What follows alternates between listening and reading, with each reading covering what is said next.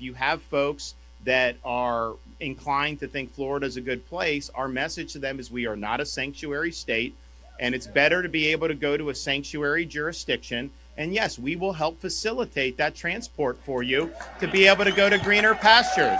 DeSantis and them ain't playing.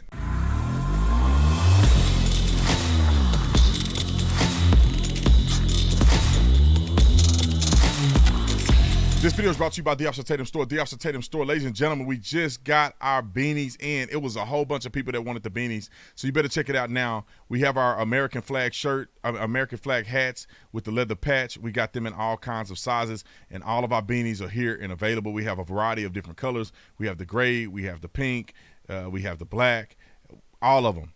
You need to get them now. And if you want a discount, just for y'all on YouTube, you can go to Adam 2024 or put in Adam 2024 and you will get 20% off the entire store. Like and subscribe to the channel. Hit the bell so you get notifications anytime I go live and make a video. Make sure you still subscribe to this channel, like this video, comment on this video, share this video. Let's get into this. The ploy by DeSantis and Governor Abbott sending some of these illegal aliens to multiple locations, I think, is petty. But I'm here for the pettiness. The only way that these people are going to get a taste of their own medicine is when we start being just as petty as they're being. I find it quite interesting that they cry from the mountaintop. We need to have immigrants. Republicans are racist. They don't care about people. These people are just looking for opportunities. And then when the opportunities are presented to be provided for by them, now it's a crisis. People in Martha's Vineyard net worth, you probably have to at least be worth several $1 million to even have a place in Martha's Vineyard. Remember all the stuff people are talking, oh, let them in the border. No, now let them stay at your vacation home. Your 15,000 square foot vacation home that you only visit for 3 months out of the year, how about you let the illegals, aliens stay there? Remember when you were talking all that trash about President Donald Trump saying he's a racist for not wanting these people to come over here? Oh, now it's in your backyard. Now you are concerned. See, because I think it's not fair that the ones who are advocating for open borders the most are not affected the most by open border policy. If you look at it, you say, how many of those illegal aliens coming through Texas, coming through California, coming through Arizona? Many of them ended up in Florida. What are the chances that they're going to make it up to Chicago?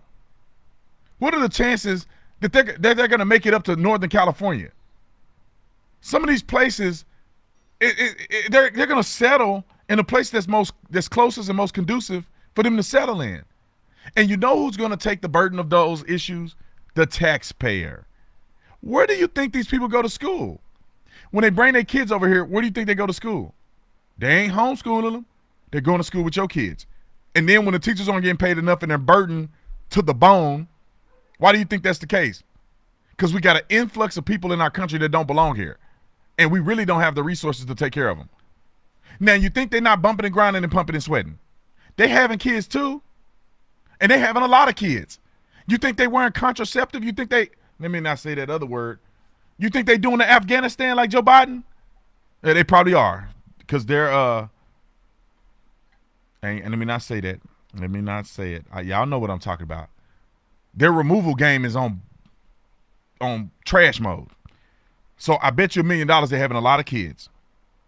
And where do you think they go when they're giving birth to children? They go to the hospital. And your insurance, or if you don't have insurance, you paid out of pocket for the birth of your child and your second child and your third child. On their 7th kid, who do you think is paying for it? They don't have a job. Many of them, they don't have jobs. They don't have a social security number. They can't get work anywhere. A lot of them are working under the table. They don't have insurance. But that pregnancy, that high-risk pregnancy, is $40,000, $50,000. Who is paying for it? Okay. I'm just wondering, were you paying attention? Are you awake? And I'm not saying in any form or fashion that we should be mean to people and we should hate people. How dare you want to be in America? I understand why you want to be in America. However, we can't just let everybody come into America. We can't just let everybody do it. Let me just give you an example. And I gave this example at a university that I was speaking at, and I said, you pay your tuition, right? Yeah, man, it's very expensive. I pay my tuition. How much do you pay for your books? Oh, it's very expensive, isn't it? You work hard to get to this point, right? In high school, you made good grades so you can qualify to come to this university. You work on the weekends. You work in part-time so you can help pay for your tuition and pay for your schooling, right? Now, just imagine if a kid just walked into the school and sat in your lecture class, and he just got a free education. He just because he walked in here, he sat down and he got an education just like you did. But you paid for it and he got it for free. How would you feel about that? How does that make you feel? There is not one person on planet Earth to be like, yeah, he has a less fortunate life. So, yeah, he can come here and his $30,000 tuition or $30,000 a year I'm paying for this university, he can come and get it for free just because he showed up, just because he ended up making it through this class. And just say 5 or 6 people come through and they all get a quality education.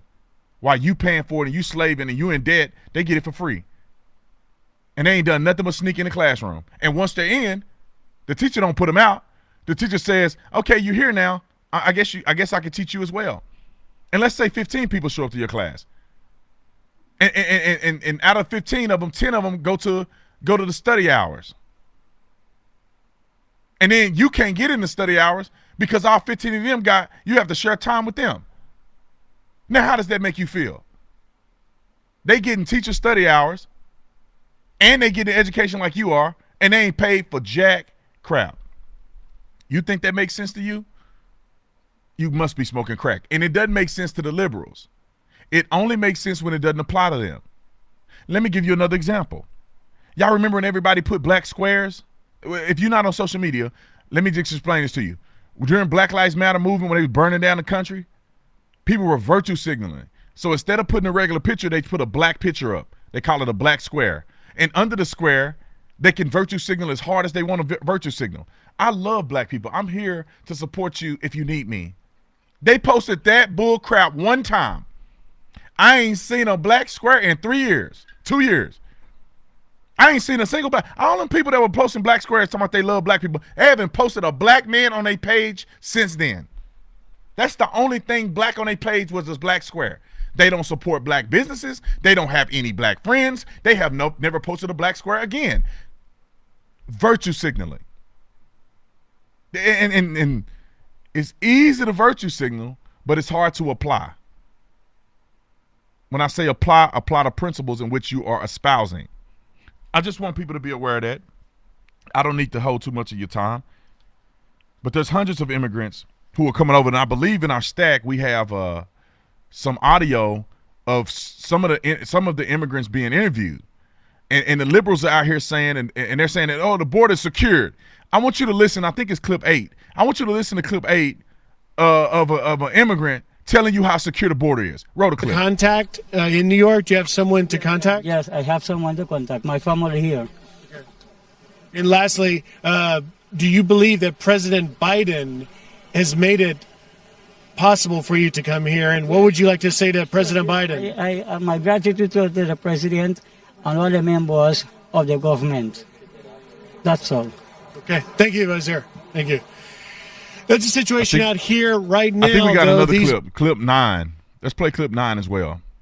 The White House just now not only calling these political stunts and the migrants being used as political pawns, calling it shameful, saying that we're working to manage the consequences of this. And then she said, quote, the migrants were misled on where they were going, calling it alarming. You say that's not the case. It's not the case for the buses here in Texas. Every single one of those migrants, before they get on a bus, they have to sign a voluntary consent waiver. I have seen those waivers. They get 2 options. They can decide to go to New York City or they can go to Washington, D.C. They get to pick which bus they go on. They're loaded with food. They're loaded with water, MREs. They get to stop and get off wherever they want to. They are not forced onto these buses. The migrants themselves have said they are not forced on. They go willingly. Some are very excited to do it because they're trying to reunite with family on the East Coast. There's a local NGO out here, Mission Border Hope. Their executive director said the exact same thing. Nobody is forced onto the buses. They all go willingly, and nobody is deceived. They all sign paperwork, guys, ladies and gentlemen, before they get on these buses. There you go. the Democrats aligned because they wanted the virtue signal. They didn't want the reality to come to their doorstep. If they really cared about illegal aliens, they would welcome them with open arms. Hold the phone. You listen to the Off Stadium Show. I'll be back after the break.